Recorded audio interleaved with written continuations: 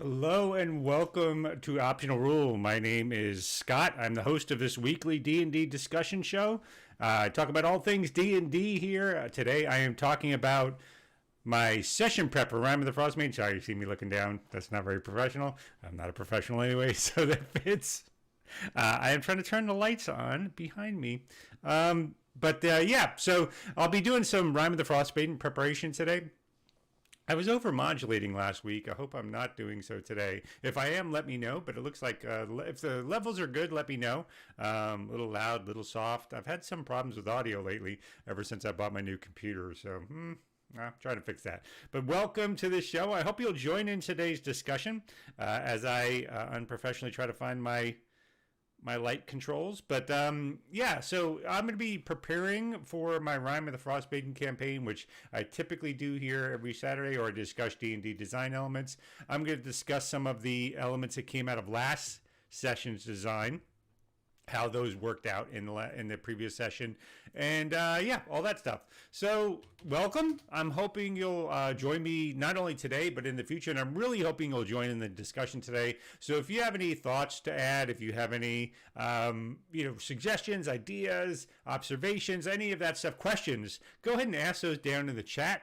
If you're viewing this later on YouTube or or some other place, go ahead and hit me up on the comments there, or ping me on Twitch. I'm Optional Rule on Twitch, on Instagram, on all the social medias. So I hope you'll drop me some sort of line there. And I hope you'll participate in the conversation today. This is supposed to be just some funsies, some folks who think about D&D, try to run D&D, talk about actual games of play. That's what I try to do in this channel. So you see some of the D&D Beyond. A couple of things I want to talk about today. I'm going to talk about Ben Richton's guide really quick because I got to get to some session prep. I'm going to talk about the results of the previous prep that we got to. I was running a bit of an experiment that played out last session. I'll talk a little bit about that. And I wanted to prepare for my next session and talk about the conundrum I'm in and how to fit in some fun little stuff. So that's what I'm going to talk about today. Hey, Fever Dream Studios, great to have you here. Fever Dream Studios runs a great stream of their own over on Twitch, so I hope you'll check them out, both on Twitch and YouTube. They do create some great content. They really are a good game thinker, and I really enjoy their stream, so I hope you'll check them out. High suggestion from me. Think DM, who does not usually attend the stream, but we talk a lot. He's got a great article out today. He posts every Saturday to his blog as well. Nikki, Beholder to No One, Dungeon Meowster, a bunch of stuff. Check out their Twitch streams as well. High suggestions from me. If you're joining here, and you'll notice I have not participated in a Follower Friday in some time, so I apologize for that. I like to shout out folks, but mostly if I follow people, I would recommend them. So check out my followers. But the other is just Follower Friday has become like such a loud background noise. It's difficult to read anything on Twitch. So on Twitter, excuse me. So that's why I've tried to not participate in that, just because it fills up people's timelines so much they can't read other things, and that's not what we want, right? We want to foster discussion, but please don't take my lack of participation in that as anything other than just trying to keep people sane and not fill up their feed with likes and thank yous and things like that. Let them get to content. If I follow you, I really I admire your content. I try to curate my followers list effectively. So please don't take that poorly. But anyway, all right. So let's talk a little bit about the thing that came out this week, Van Richton's guide. I'm not going to cover the whole thing, but I will say I was super pleasantly surprised by this. Why am I laughing? Because I've given Wizard of the Coast a little bit of crap, I will admit, because I thought they were leaning a little too heavily into one, horror, and two, Ravenloft. I felt like they're milking Ravenloft a lot because we've gotten a lot of Ravenloft products. But that said, this is a damn good supplement. I really am impressed by it. I think there's a lot of inspiration to be found in Domains of Dread. There's a lot of, they lean heavily into Ravenloft, which I am a heretic in that.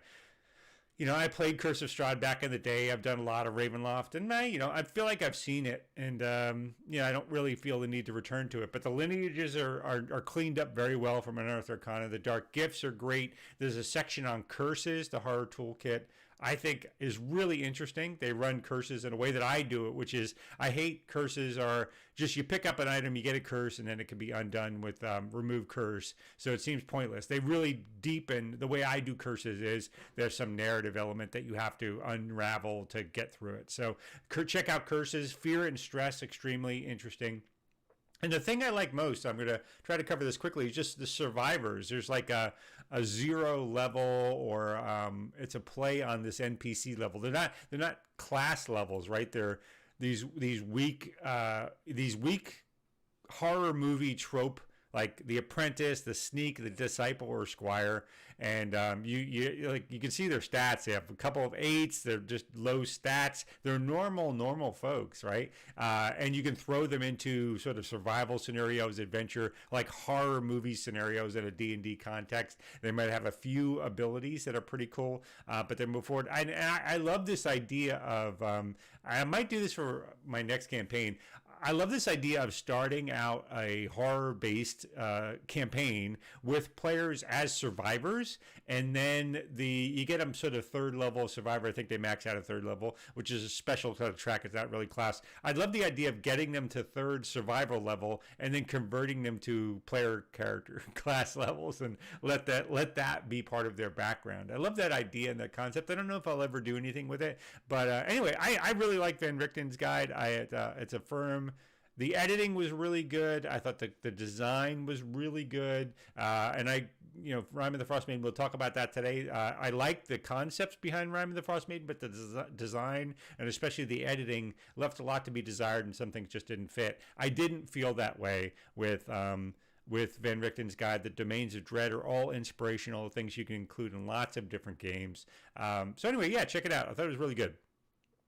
All right, so let's talk a little bit about the Ysgard sessions and the experiment that I ran last session, which was interesting. So I'm going to show you some of the monsters I created for this. They're not published yet because I have to clean them up and add some abilities.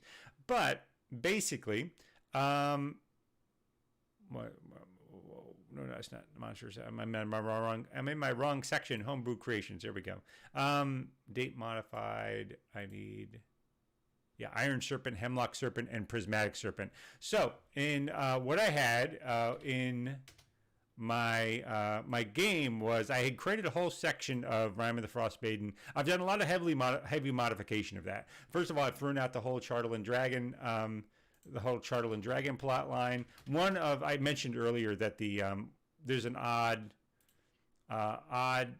setup for Rime of the Frostmaiden. There's some weird design elements. That is, let me go to Rime of the Frostmaiden and show you. Source Rime of the Frostmaiden. I can never find anything in D&D Beyond. There's too much content, which is odd because this is not all that much content. Icewind Dale, Rime of the Frostmaiden. Here we go. So there's chapter 1, 10 towns, then there's chapter 2. One of the weird parts of the design is 10 towns is essentially slated to get you, chapter 1 is to get you from 1st to 4th. Chapter 2 is 4th to 7th. But then chapter 3 and 4 are also 4th to 7th. It's really weird. You don't need those. So I've cut them out because I need to get this done in some reasonable amount of time. And so I'm just going with chapter 1 and chapter 2 and creating this through line of my own plot through it. And my own plot, by the way, spoilers for Rime of the Frostmaiden and spoilers for my campaign. If you're one of my players, do not hang out. So go away. All right, you're gone. So my thread here is I provided some reasoning for Oriel doing what she's doing. She is trying to create her own pocket dimension, sort of like Eberron. And she stole the voice of a Norn from the Plain of Ysgard, and she's using her voice to sing. The Norn sings in the seasons in Ysgard, and in Icewind Dale, she's using her voice to sing in winter every night to maintain winter in the eternal dark, and that costs her power. So the way to undo this, why did I do that? The reason I did this because I felt like the module doesn't really give you. It's really weird. You sort of Icewind Dale is in this horrible situation, and you sort of plot along until at some point the players get to this, let's go kick Oriel's butt. man, that I just wanted more of a reason for it, and especially for like, oh, I see a pathway to the end for the players. Like there's some reason. I think it's a big stretch in this module for players to go, let's go kick the butt of a goddess. That's not really something that players would just randomly do, even if the situation is horrible. So I wanted to give them some reason, like, oh, I see, she's weakened because she's using this voice, and I know if I reunite the soul of this, the elements of this Norn's spirit, that they'll take the Auriel's power away to do this night, this song, and it will turn Icewind Dale loose from her grip. So that was the plot line. So part of this, I came to beta test something that I have lots of doubts about, and I'm not sure I actually resolved those doubts. So one of the MacGuffins I'm heading towards, when you get to the end with when you're fighting Auriel, she takes on 3 different forms, and you have to defeat each one of those forms. And my doubt comes in because that sort of feels like a video game to me, where you beat the boss and then the boss just respawns and you have to beat him again. And I don't like that mechanic. So yeah, I don't like that mechanic, and I'm not sure the players will either. So I wanted to run a small test of that. So what I did, and that's why I'm firing up Foundry, close this, dismiss this, Tree of Life and Death. I ran this big scenario where the players, they're still around. This is from our campaign. They went to this Tree of Life and Death where they found the egg that represents the Norn spirit waiting to be reborn. They have to take the egg, reunite it with parts of the Norn that were torn apart, her heart, her mind, and her voice. Auriel has her voice, and they have to get the other 2 pieces first. First, they have to get the egg, and it's in the plane of Isgard, so it's supposed to be like an Asgard kind of thing. There's this big, humongous snake wrapped around the tree that talks to them and gives a little plot line and does not a lore dump, but a little bit of teases a little bit of what's going on to them, and then they fight the snake. So because Auriel, I was going to go to Auriel itself, Appendix A, creatures. Auriel should be under here. I hope so. Or is she under Frostmaiden? Auriel the Frostmaiden. There we go. Yeah, she has 3 forms.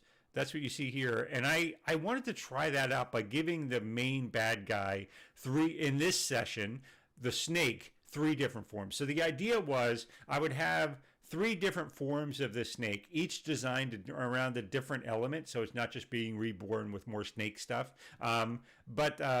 And I would test that out with the players to see how they went with it. Now, as a lead up, I said that in the plane of Isgard, where they went through several adventures prior to this, or several encounters, not adventures, they were not able to take a long rest. So I was also pushing this inability to rest, because that's kind of an element of the encounter with Auriel as well. What I don't like about Auriel is this is a crazy hard encounter. The players are supposed to be 7th, maybe 8th level when they get to Auriel. Her first form is CR 9. Her second form, so they beat that form, and then this other form pops out, is CR 10, and the third form is CR 11. 7th level characters fighting a CR 11 creatures after they beat a CR 10 and a CR 9. That seems bananas to me. I got to be honest. So if you have any observations, especially if you run the last encounter or the fight with Auriel, please put your comments down here, because I'm still struggling with this as a design element, and we have floated through close to a couple total party kills so far. So anyway, let's talk about the beta test that I did about this. I will publish these later after so what happened is this little snake here talks with them, and then the player characters fight for possession of the egg. So the first thing they do is the first form is this prismatic serpent. So I wanted a sort of a hypnotizing and illusionary form was the first form of the snake. The second form is a poisonous form, and the third form is this iron form with lots of blades and difficult to hit and things like that. So I wanted to sort of test out different like mind-based spells, constitution-based spells, and then straight up melee-based stuff. And the players didn't know it had 3 forms going in. This is an attempt, hopefully it's a successful attempt, but this was an attempt to show the player, like tease the players that there's things with multiple forms, and 3 is always a significant number in D&D. So first thing I did is I just took the huge constrictor snake, gave it a celestial form instead of beast, made it chaotic evil. So the special abilities in the prismatic form is it really had mirror image. For some reason, I gave it shield, but never used it because that's dumb. But I gave it mirror image, and I gave it the ability the concentration spells can't fail for it. This was just honestly a rapid way for me to create the monster. I didn't want to go ahead and write out a whole ability about just giving it mirror image, but talking about concentration. I just made it so that it still can only have one concentration spell up at a time, but it didn't have to fail. It couldn't fail a concentration check, just so it had this mirror image ability. And I actually gave it 3 times a day, not 1. So that was just to create a little frustration, because the attacks are winnowing, but they're not. It doesn't have multi-attack. It just has constrict, which it really doesn't want to use because that gives away its position with mirror image I ruled. So it just bit players, right? And it created this buffer of time. Also, the egg provided it with some damage resistant on top of its resistances to radiant. Oh, actually, it's immune to radiant, not resistant. Oh, I got that wrong.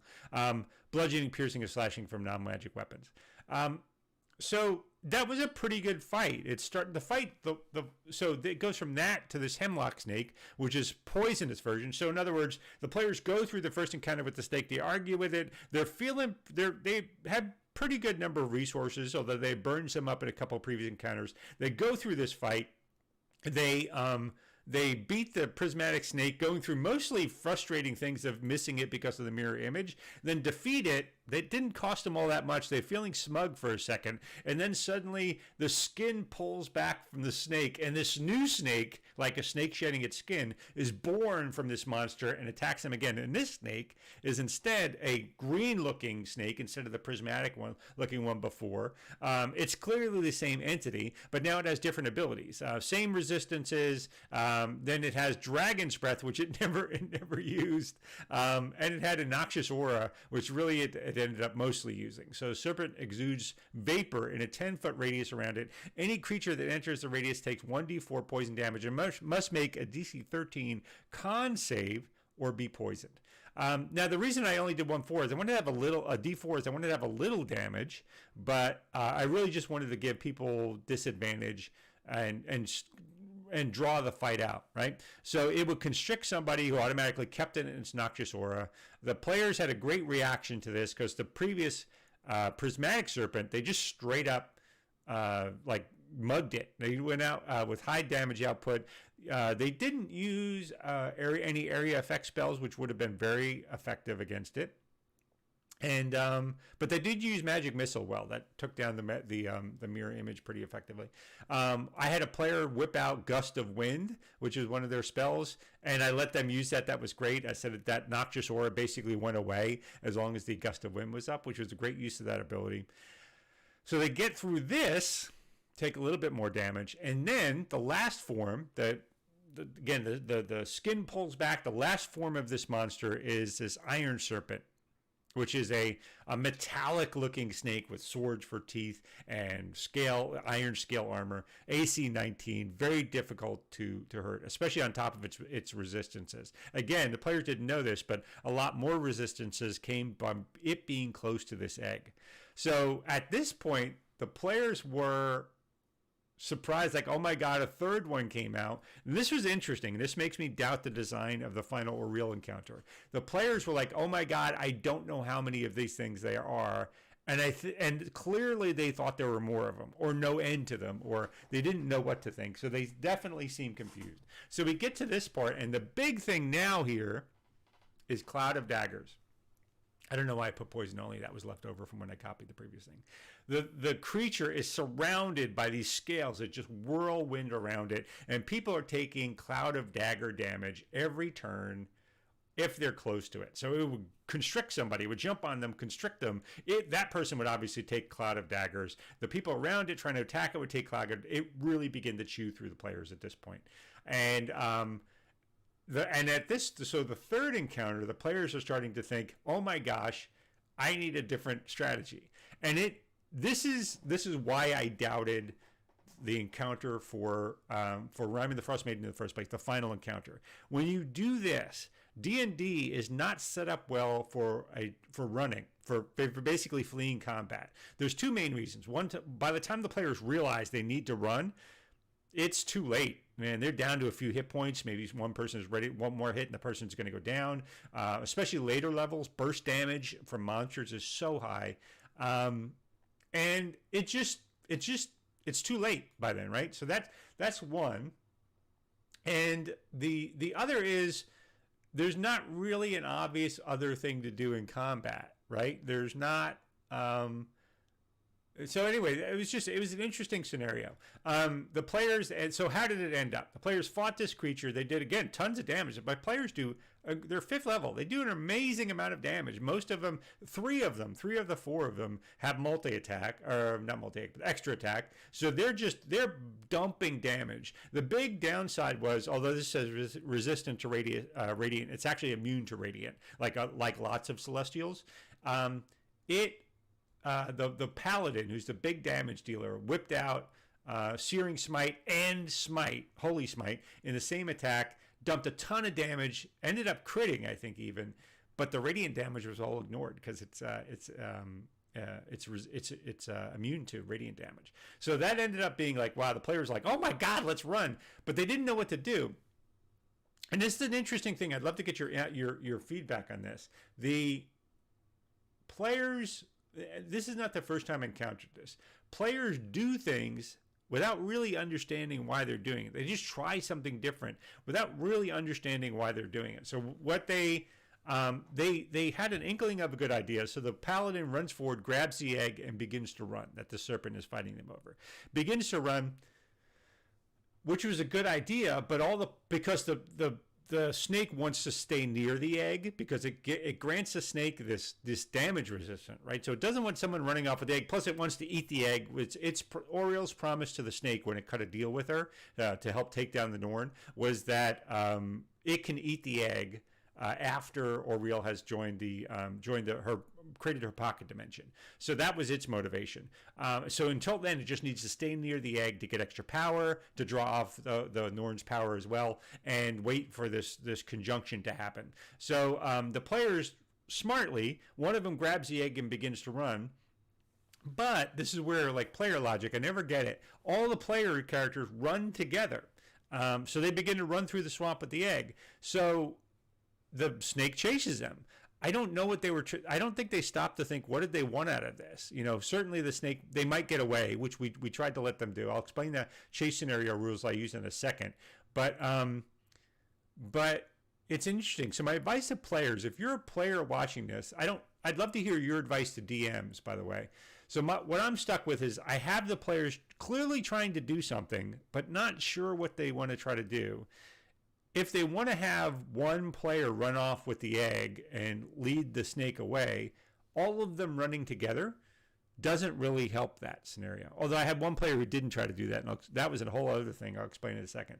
So all the players are running together, the snake chases them. The rules I used for this, I use these rules kind of frequently. I just have opposed athletic or athletic checks or acrobatic checks for a chase scene.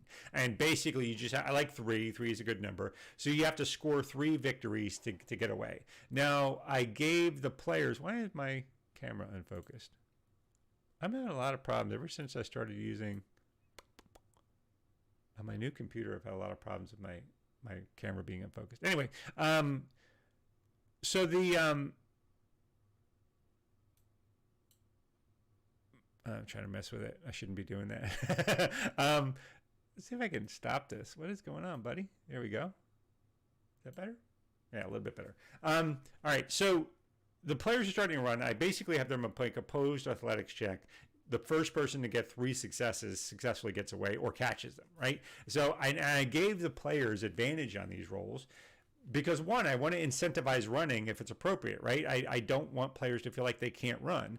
But 2, really, if the players are, if the creature pursuing them is not taking the dash action, in other words, it wants to hold on to its action to attack the creature, and the players are trying to dash, they clearly are at an advantage. And I don't want to do just movement speed because there's a swamp and it's difficult terrain and it's all this stuff.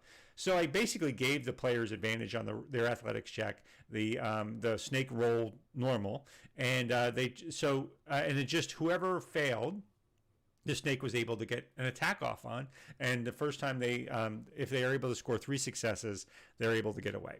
So they failed a couple times. The snake attacked 2 of the player characters, sent them down, and then the third player character was going to take a last stand against the snake, not realizing it had 6 hit points back, takes the egg, ties it off to their beast because they're a ranger beastmaster, and send the beast off running. So the snake ends up chasing the beast, but the beast has 50 feet of movement. It's faster than the snake. It ended up rolling well, and it gets away. So that's how we resolved the scenario. The snake lost them, and the other players ran, and they stabilized the characters, and it was a pretty gripping, exciting adventure. But I could feel the sense of frustration from the players. So what did my beta test tell me? I am concerned that this is a frustrating scenario. I'm concerned that players not having an idea when the end is. I think it was a balance. I think it was a trade-off. So I would not steer away from that design, but I do think it creates a different set of problems for the players. Now, admittedly, this group is from a group of people who I game with locally, who are great people. They're wonderful, wonderful people. But groups tend to run in like a similar attitude. That group has this expectation because of this group they're in that if they do something, it has to result in a success. Like the game master owes a success to a player. I don't think they would verbalize it this way, but I think it's a blind spot for them. I think they expect if I try something, the game master should let it succeed. It should succeed if I have an idea. And I don't have that. I don't have that philosophy. It has to be a good idea. Something I wish more players would do is tell me what they're trying to achieve, because I often just get an emote, like a player stands there and looks sternly at somebody, or that's weird, right? So I wish they would tell me I'm trying to make a last stand here. I want a heroic last stand moment for my character. That would tell me what they're trying to do and what they want. I would totally do that. But if they don't tell me that that's what they're trying to do, I don't realize it sometimes. The other thing is sometimes players just they say I roll a skill, but don't tell me what they're trying to do. That's something I really wish players wouldn't do, because I don't know what they're trying to do. Like when they're example from last session, the paladin, and she's done this several times. I roll intimidation. Well, you're in a fight with a huge beast that's clearly winning. I don't know what her expectation of an intimidation check is. Like I wish she would tell me, can I cause it to pause for a second? And I might do that.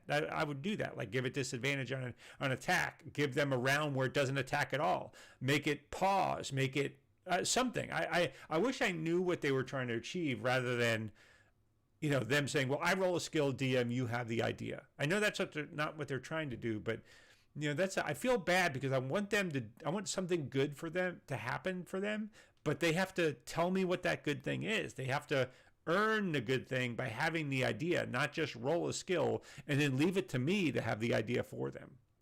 Now, it's not a complaint about these players, because a lot of players do it, but it's something I wish I can get beyond. Fever Dream Studio says, yeah, I don't allow players to call out ability rolls. Like you said, they have to state their in-character intentions. Yeah, I do too. But this is not a nut I've been able to crack with this group. I've been able to crack it with other groups, but I think there's a couple of things going on that might be worth it for DMs to consider. First, we play late on a Thursday night. So we start at 8, right? Because people have kids and they have jobs and they do all this other stuff. We go to about 11. Even me, after about 10, I'm done. Like I'm tired. You can see my words start to fail me. I'm tired. I'm looking to go to bed. I'm an old man. I'm just tired, right? So my ability to sort of whip out a good idea on the fly starts to atrophy after between 10 and 11. So there's that, and there's a bunch of other things. But I just haven't. Maybe that's going on with them too, right? I think the youngest player is mid 30s. The others are in their 40s. So yeah. So maybe that maybe that's what's going on there too. The other is, again, I think there's this subculture in a local gaming group that fosters that kind of stuff, and they don't understand that it's intention based. But anyway, it harshes my mellow because I want to give them stuff, but I don't want to have the idea for them. Like I'm not only am I not interested in that, but I just don't. That's not how games should run. So yeah, that's where that whole thing went. But, by the way, I'm gonna post these.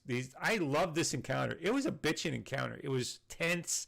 It was environmentally interesting because I had some other things going in with the swamp and the egg and all this stuff. So I'll post this actual encounter online, as well as an encounter before that I worked on previously called the Bog of Fallen Warriors, which also worked out very well. So yeah, I'll post all this online, and once I clean these up, I have to clean, like, shield is not there. It didn't have shield. I don't know why I left it in there, because I kind of merged the quaddle and the huge constrictor snake, or giant constrictor snake, and modified some abilities, and that's how I got to this ballpark. I'm not even quite sure the CR is 4. It might be a 5, like 4. It's like a 4.5. I'm not sure the CR is 5 because of the hit point level. But yeah, so I have to clean these up, and I'll definitely post this online for you to run as well. I got the map, by the way, off of what is it called? 2 Minute Tabletop. Great site. I suggest you check them out. Although their maps are small. So yeah, so that's how that encounter went. It was fun, but it was really non-conclusive, is what I'll go with it. But you have to run.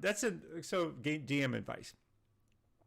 At the end of the day, you have to run a game you believe in, right? It's when people talk about integrity of the world or integrity of the story, what they really mean is the world has to make sense from the DM's point of view. The DM is not a special player. They're not a superior player. They're not a super player. They're a player with different sets of responsibility. But one of those is the cohesion of the world. So there's no way around it. The DM is not there to be an encounter to dispenser for the players. They're there to have fun in and of themselves, and having a similar sense of fun aligned between the players and DM is really, really super important.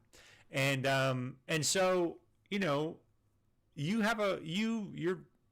run the game that you believe in, because if you're not running your game, I don't know whose game you're running, right? So keep that in mind. You have a right to run your game. So I extend that to myself, but I just wanted better outcomes for the players, although they got a good outcome. All right, now I'm going to cover the big twist in the game in this last session. I would love your opinion on this, because I had to come up with a story on the fly.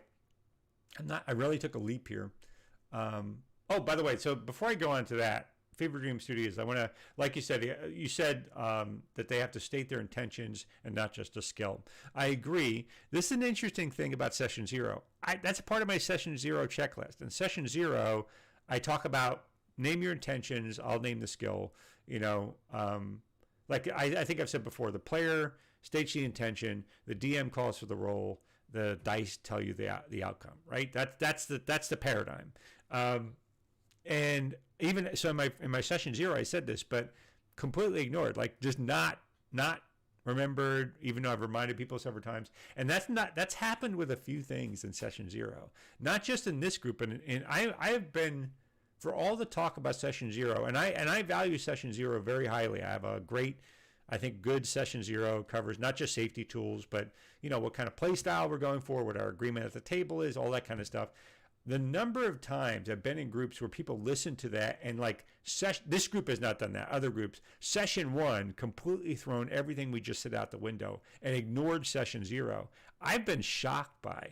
I think in a small subset of players, there's this attitude that Session 0 is a way to protect the players from the DM, and that's not what it is. It's a way for you all to agree on what you're doing at the table and protect each other. DMs need protection too. As a matter of fact, in my experience, I've had players do dodgy stuff way more than me. Like if there's an uncomfortable moment, if there's a violation of the Session 0 safety checklist, blah blah blah, it's almost always been a player and not me. No, it's an honest mistake, right? It's an oversight, but That's been pretty common. So yeah, if you had experience with that, I'd love to hear it. Go ahead and give it down in the comments or something. But that's I've always been surprised by that. I think there's this wrong attitude that safety tools are about protecting players from DMs, and it's not. It's about a group agreeing what they're doing together and coming to some consensus about how these things play out and where our limits are, right, as a group.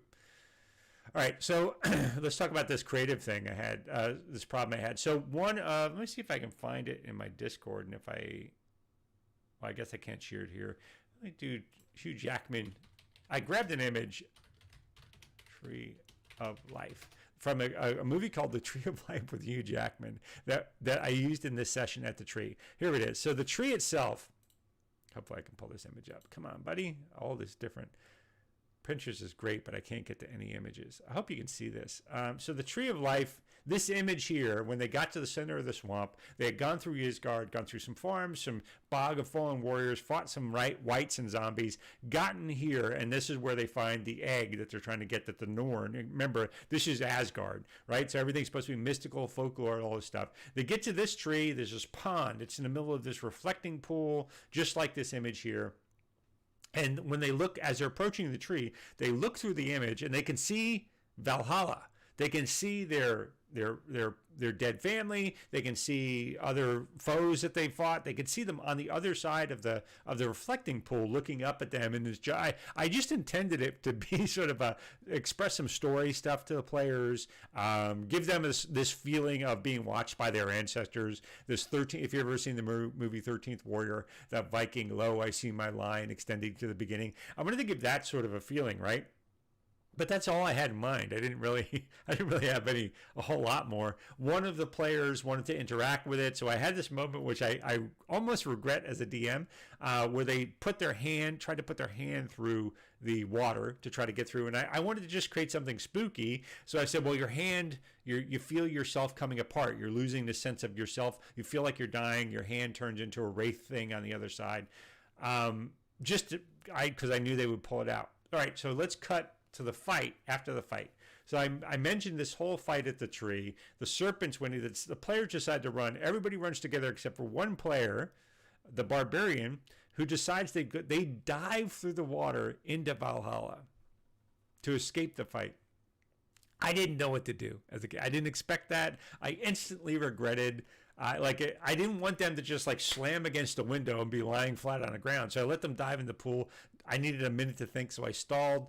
And I got to this great moment where I liked as a game master. I hope they liked it as a player, where they're with their ancestors. They find the Norn that has been killed on the other side in Valhalla. She gives them a little bit. I was like, ooh, a little bit more information. So, but I had to let the player character die. You can't run from a fight into Valhalla and be well received. It's just, that's not what they do in Valhalla, right? It's for warriors. So I had this whole moment where they see their mother and their father, revealed a little bit of information about their background that I'll use in the upcoming session.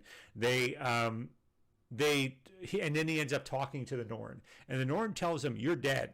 So this is where I took the leap.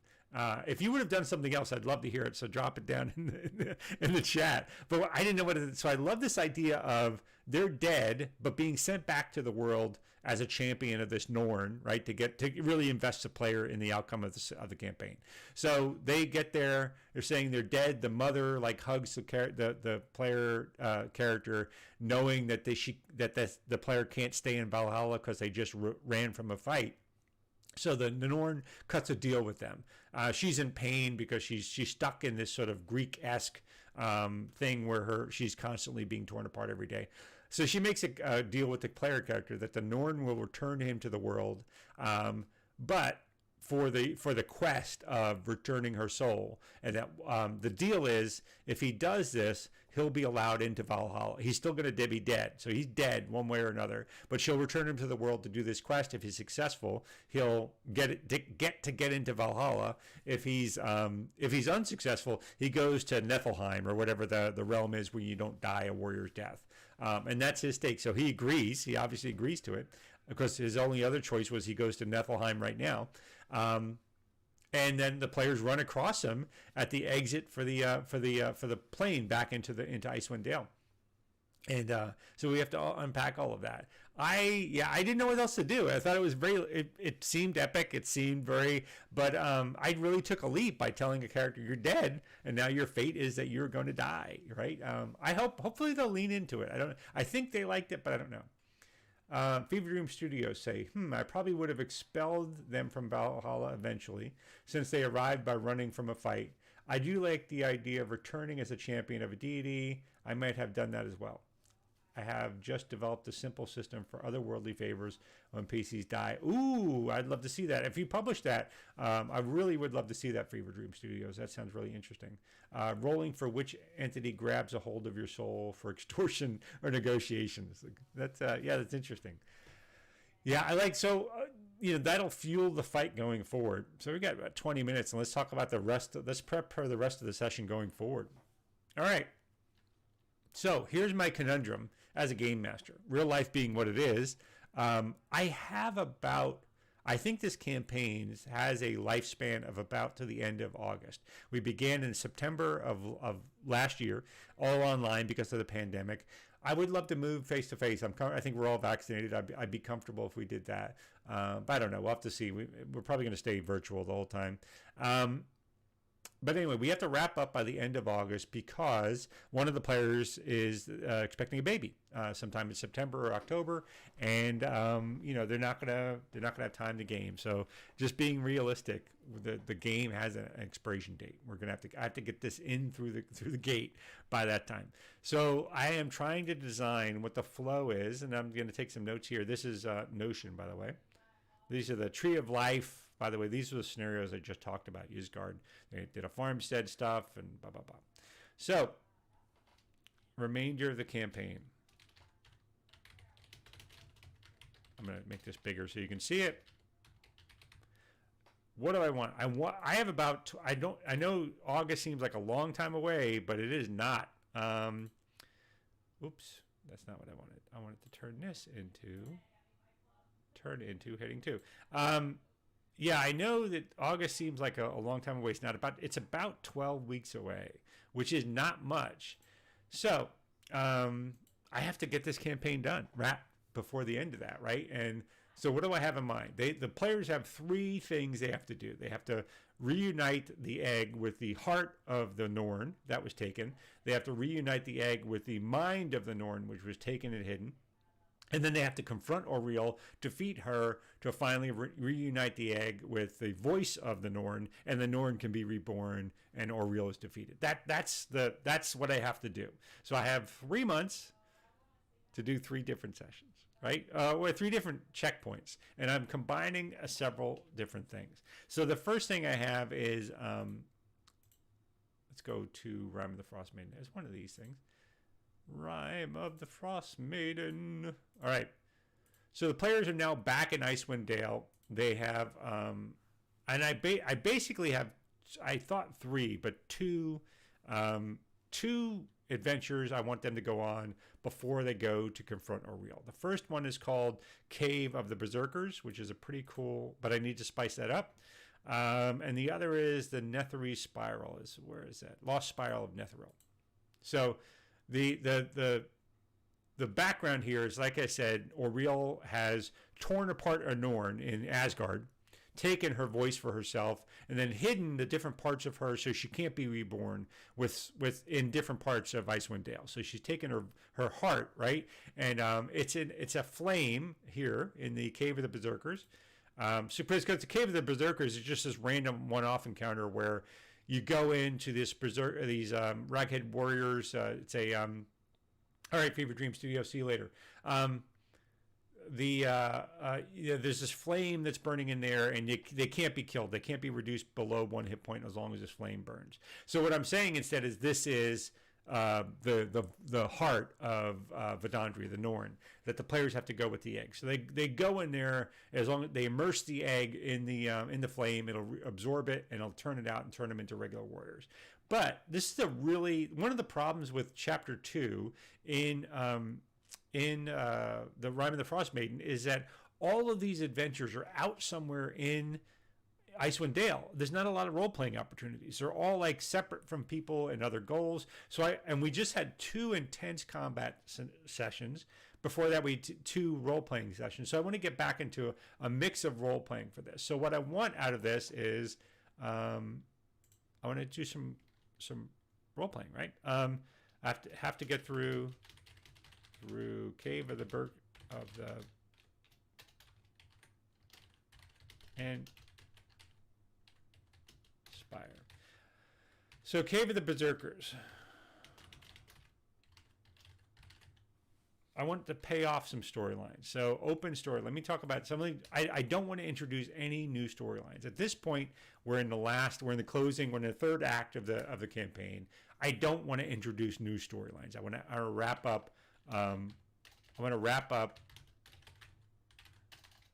Existing ones. So let me take an inventory of what I have. So I'm going to lean into things I already have. So the Vidandri, the life reuniting the Norn. That's active. That'll be sort of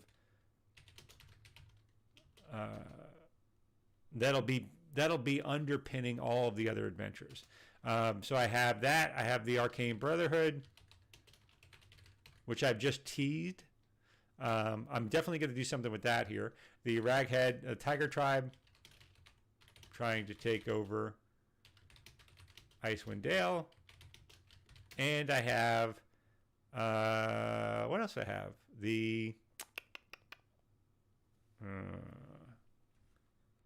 This is also Mind Flayers. The Arcane Brotherhood been looking for Mind Flayer artifacts I set up. And then the last one I have is Duragar attacking Icewind Dale.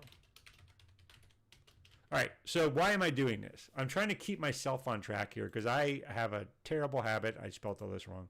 I have a terrible habit of just adding more story and making things more complex, and I'm bad at that, right? So I'm trying to keep myself on track. So this is what other player things do I have unresolved still too? Player stories unresolved. I know I'm spelling this wrong. It's probably going to drive you crazy. So let me do a transfer this to 3. So what a player threads, player plot threads. So I have the wizard Nim. Here's voices from beyond the grave. I have no idea what I'm going to do with that. I've been struggling with that. It was a really cool character backstory element when I did secrets. When we did character creation, they leaned into the secrets thing. I added a bunch of secrets of my own, and they rolled one of them. So they rolled randomly that they hear. There's 2 things that happen. One, whenever they're close to someone who's died, they hear voices from beyond the grave. They can't make out what they're saying, but they're plagued by voices of the dead. And the other is if they kill somebody with magic, there's a small chance they'll come back as undead. But if they kill them with necromancy, they're going to come back as undead. So they've already discovered that. So that's out. But what do I do with it, right? I'm tempted to just leave that. I don't have to resolve every plot line, right? I'm tempted to just leave that open. But I would love to do something with it to make it a bittersweet ability that the player lives with rather than something else. Like, could they talk to friends that they've lost? Would they become a medium, right? I don't know. I still don't know what to do with it. What to do.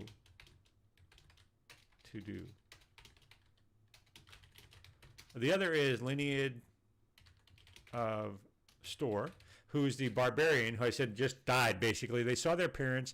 They're from the Raghead tribes. They're weird. Like, that's another thing that the player's quiet, right? So it doesn't express to me what he wants out of things. He gives me little details, but he doesn't tell me what he wants out of it. So that creates this weird scenario for me. Like, I'm guessing what they want. So I'm trying to throw plots against the wall, and sometimes they take bold steps, like have them killed and come back as a representative of God, right?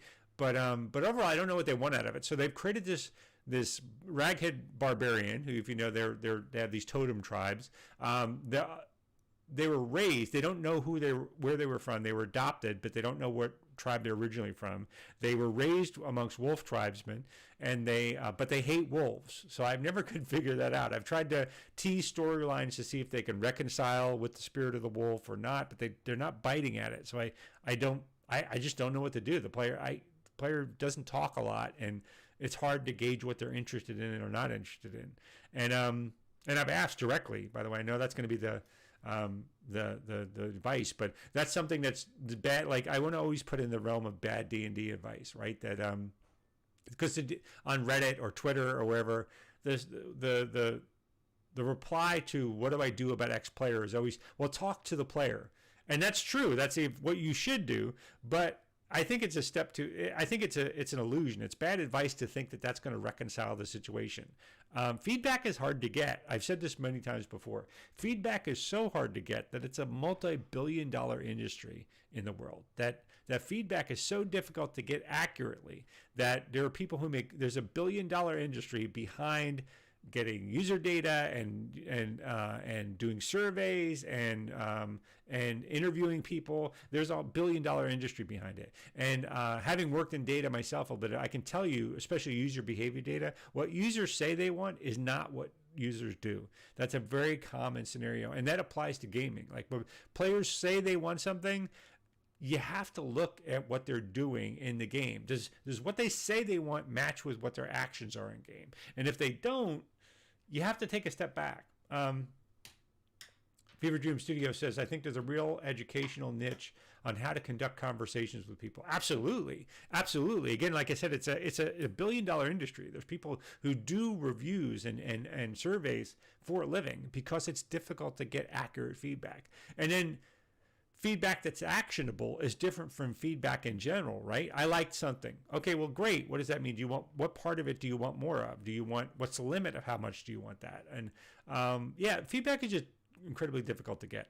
Anyway, so back to that character story. So their open story element is, and I'm probably only going to get through listening at the raw material here, is that I'm not actually even sure, because I put a couple of plot lines for them to pursue that they've never pursued. But I think they want to know more about their parents. So I said they saw their parent. They were from the bear tribe because they didn't seem to be biting at wolf tribe stuff. So I didn't want to make them tiger tribe because I didn't want to start a whole other plot line, right? I wanted to give them something, neutral that they could resolve in a session or two. And I was just stuck for an idea. So what I think I'm going to do is I'm saying Store's lineage is both bear tribe. Both bear and wolf tribe. The mother was bear.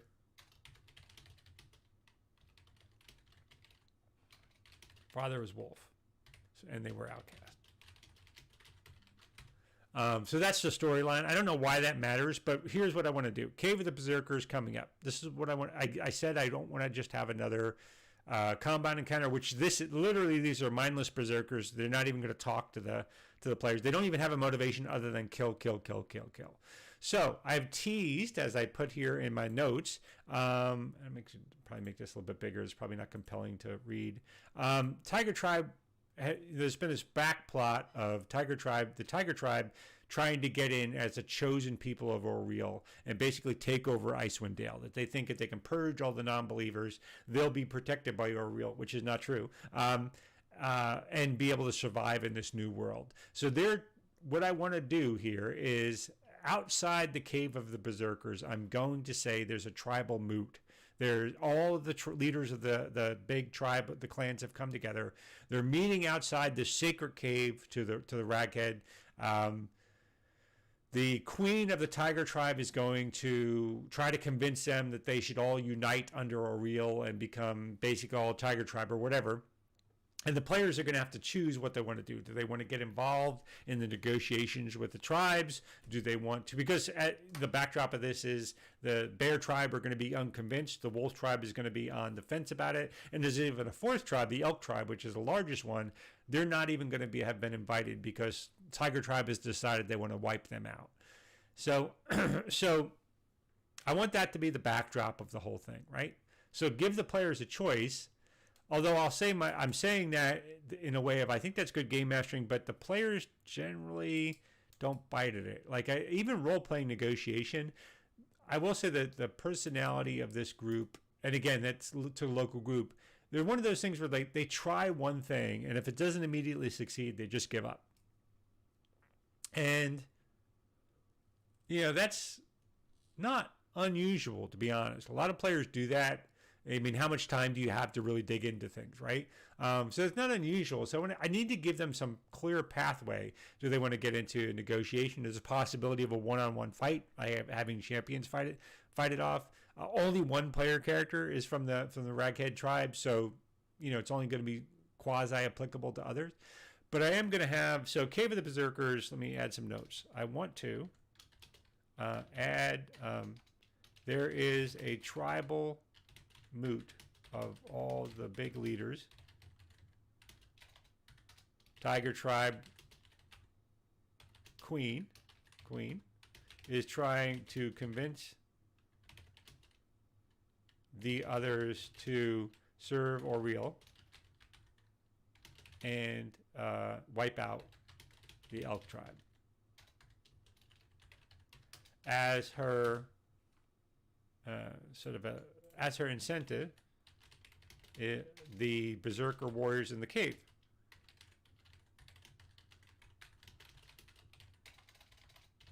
So why that? So this is, again, this is designed. This is I try to use part of my own stuff and part of the cave.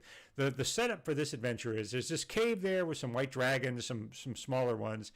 These Berserkers are head up in there just attacking people. They have this mystical flame, which means they can't be killed while in the cave, right? They can't be reduced below 1 hit point, which is going to be an interesting. I'm going to actually change that. I'm going to take a note now.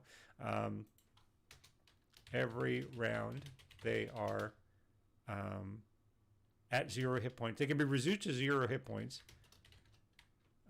They make a DC 15 con save and come back to life at 1 hit point.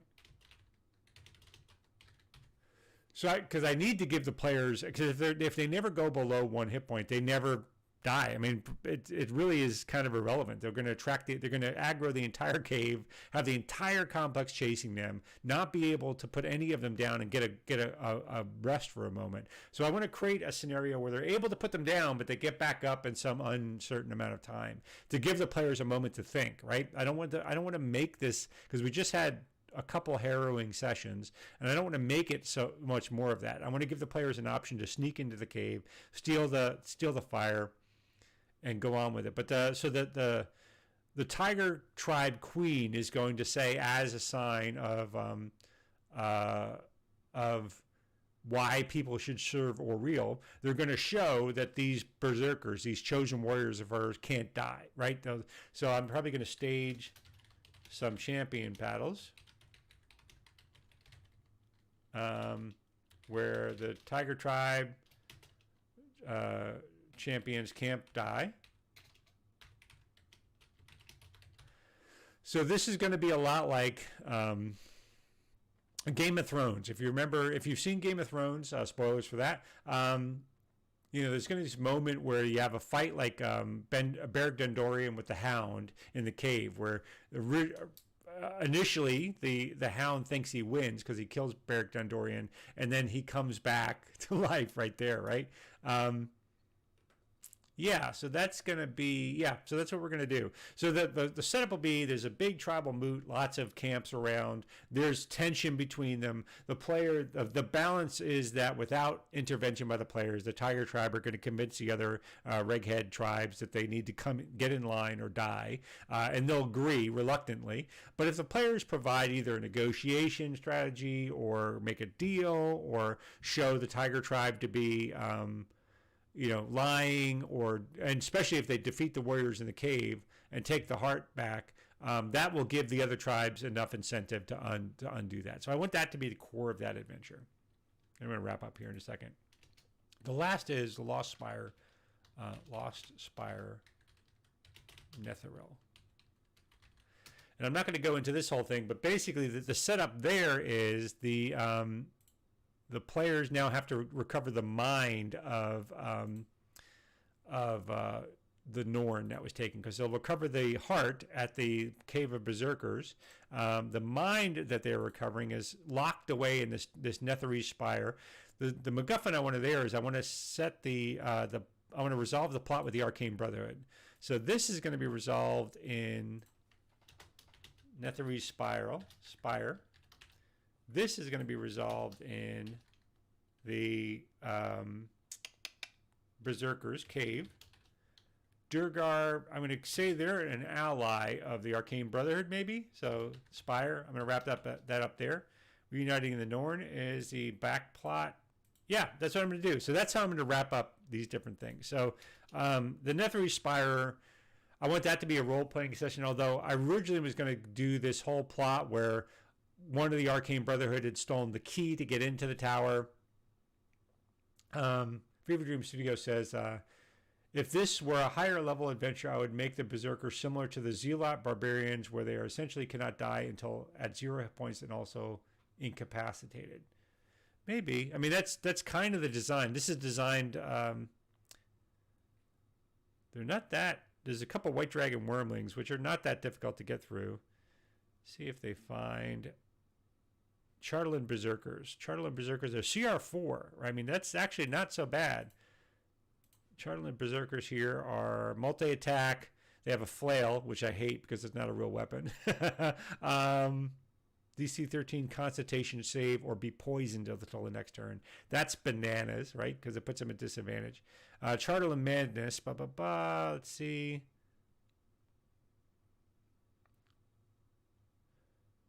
Oh, it's in the adventure that they can't die. Anyway, this is what they're like. They do reckless attacks, this whole bit.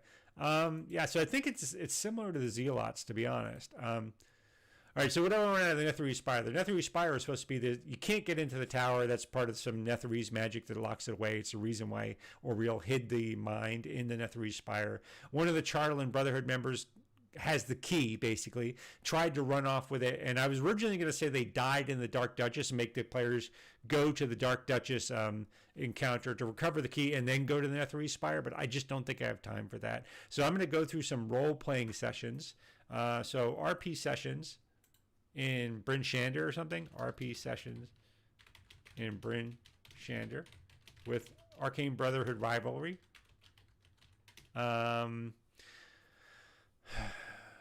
And I want to have one of the AB is at the tower trying to recover the mine for their own nefarious purposes.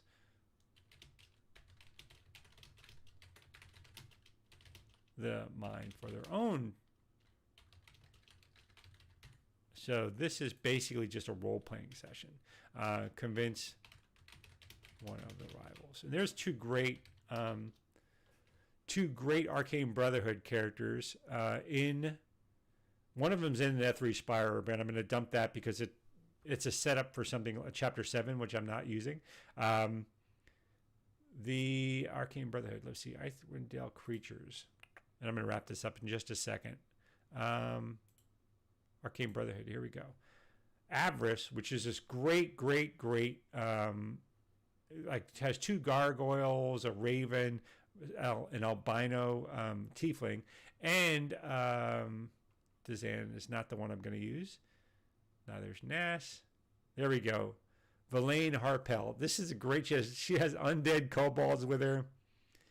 My question though is, who do I make the person they get the? I think I'm going to make Verlaine the person they get the information from, and have to fight Avarice for the actual thing at the Netherese Spiral. That's a climax of the Netherese Spiral. A fight against her and her minions. Yeah, I think that'll be great. That's what I'm going to do. All right. Then they'll have recovered the mine. They'll have the egg, the two of the three pieces together, and they'll be ready to go to Oriel. All right, I'm going to wrap this up here. I did a lot of background explanation and unpacking things. I hope you enjoyed the stream today. If you have any feedback, please go ahead and drop it down in the chat below or drop it in comments on YouTube or hit me up on Twitter. I'd love to hear your thoughts and your feedback. If you have any suggestions, please go ahead and add that. If you have any questions, please hit me up on Twitter. I am optional rule on Twitter, Twitch, on Instagram, all of those things. I do this weekly, so I hope you'll join me next week. I hope you'll hit the like, subscribe, all those social media things. I hope you really help out the channel. I'm a tiny streamer. So I try to do this every week, and I hope you'll check out some of the folks who joined in the conversation today as well. They have some great insight into D&D design and to running D&D. So until next week, I hope you will stay frosty, my friends. I hope you will get some great D&D in and play some great games. And remember, until next week, fun is not optional. Thank you. You have a great day, folks. Ending the stream.